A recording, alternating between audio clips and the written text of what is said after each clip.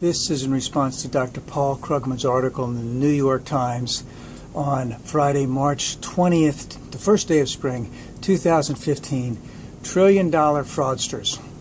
So basically what Dr. Krugman, and I applaud him again for bringing this up time and time again, is that we have half of our elected leaders, more than half of our elected leaders, so putting out a budget yesterday. It's not obviously not the final one, but it's what they want to be considered the smart and trusting, and we're going to take care of the people documents where they indicate on two specific areas that they're going to cut $1 trillion from the budget, so to speak, over a 10-year period in two separate places, one on spending and one on revenues. They're going to decrease spending and they're going to decrease revenues.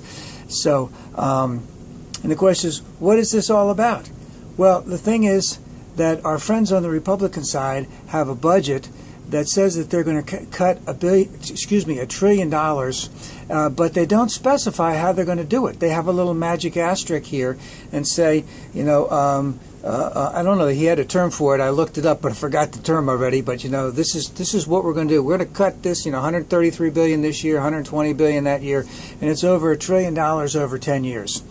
And and this is all to balance the budget within a 10-year period. Now, Dr. Krugman has pointed out time and time again that we can balance the budget over time and still increase employment and thereby increasing revenues, so it would decrease the deficit over time. So, we have again a fiscal policy on their part that is completely dishonest. It is completely untrue, because not only do they have a magic asterisk that basically claims that they're going to cut $1 trillion here and here, but also on top of that, they're going to increase defense spending. They're not going to increase revenues by any type of tax increase, and at the same time, they're going to cut all of the issues that are important to people who are moderate and lower income in terms of Social Security, Medicaid, Medicare, food stamps, supplemental SNAP, which is basically, I guess that's food stamps,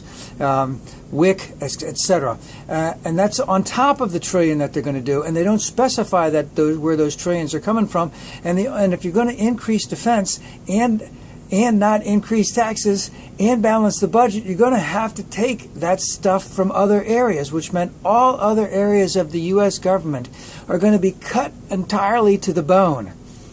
And they're all happy about, we're going to balance the budget in 10 years.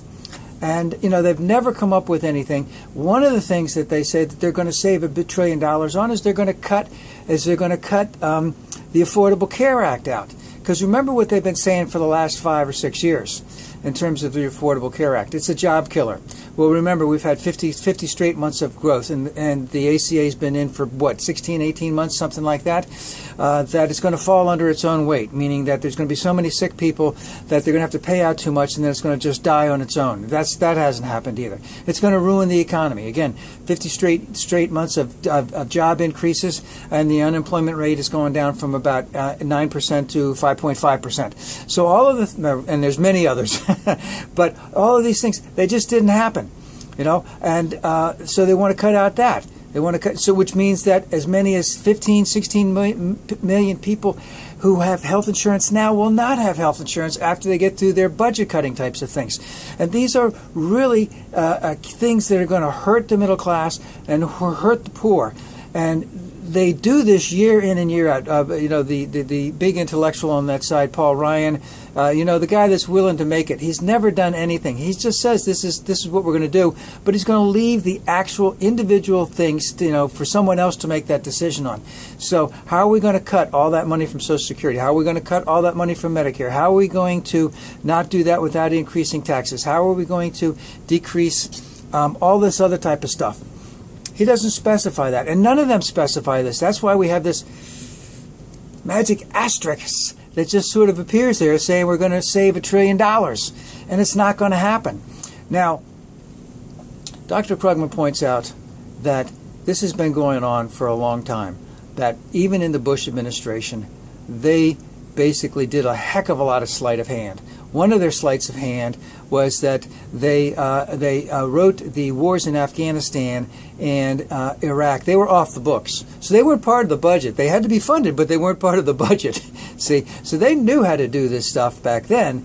Reagan knew how to do this stuff back then, but the level of hypocrisy that's coming out of the Republican Party at this particular point in time exceeds anything, far exceeds anything that has ever happened before. And Dr. Krugman asked the most pertinent question: why is it that our friends that comprise well over half of the House and Senate want to do all of this terrible stuff to the economy in the thing of deficit reduction? Well, part of it is the ACA is working, the economy is rebounding, so they have to find some other boogeyman to keep your eyes off the fact that if Obama had gotten all of his stuff for the stimulus, if a number of job packages had been approved of, if we had been able to increase taxes on certain areas a little bit more, we would be even having a better economy.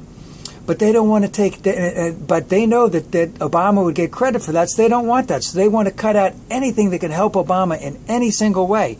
And they have shown an affinity here to favor everything on the rich over anything on the poor. So everything that they have talked about in this budget, even including their magic asterisks, so that once you see through them, what would really happen is there'd be a decrease in taxes to the wealthy and an increase to the poor, and the poor would get left out. And the question is, why are they doing this? Why do they hate the poor, and why do they love the rich? Well, they can keep getting reelected because the rich will help supply them with the money that they need to get reelected.